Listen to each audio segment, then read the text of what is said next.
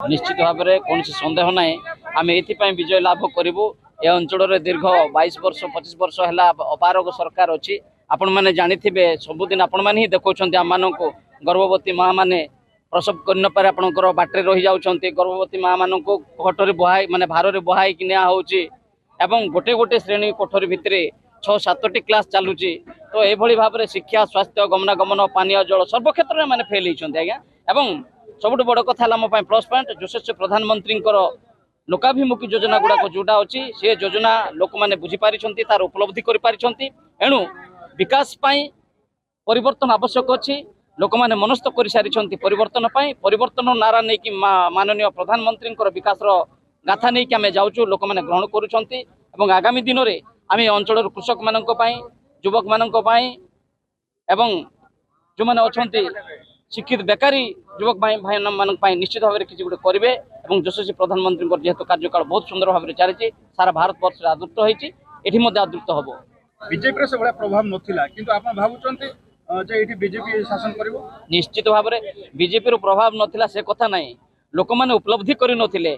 आज समग्र जनसाधारण से माने जागृत हो सारी से सचेतन हो सारी किए को काम करुँच। एणु से मनस्थ कर सारे ये बीजेपी लड़ू ना ये जनसाधारण लड़ुंट बीजेपी यशस्वी प्रधानमंत्री सुशासन को डबल इंजिन सरकार से चाहते।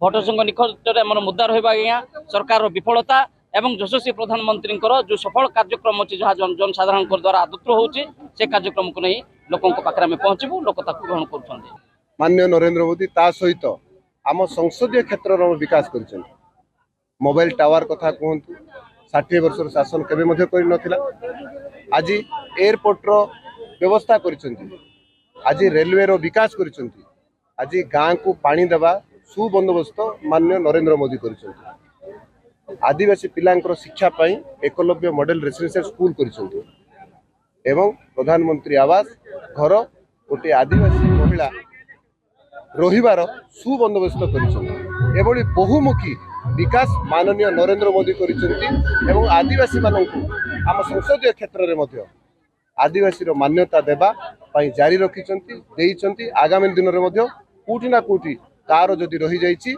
आमे तार दायित्व नेबू।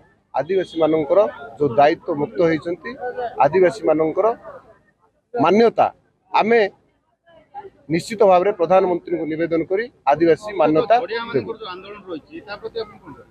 निश्चित भाव में ये संवेदन विषय आमे तार दायित्व नेबू एवं सेमानन को आदिवासी मान्यता रो दाबी पूरण करिबु। केंद्र रे तृतीय थर पाई माननीय नरेंद्र मोदी सरकार करुछंती। ओडिशा रे आजिर जनसमावेश जहाँ थिला निर्वाचन सभा जो भली बीजेडी एवं कांग्रेस रु आसी मिश्रण हेले ये जना पड़ुची निश्चित भाव में जनसाधारण लड़ुंट जनसाधारण आशीर्वाद करुँच। माननीय नरेंद्र मोदी नेतृत्व में आम संसदीय क्षेत्र में 7 रु 7 विधानसभा जितबे एवं डबल इंजिन सरकार हम एवं भारतीय जनता पार्टी प्रार्थी माने समस्ते विजयी हेबे।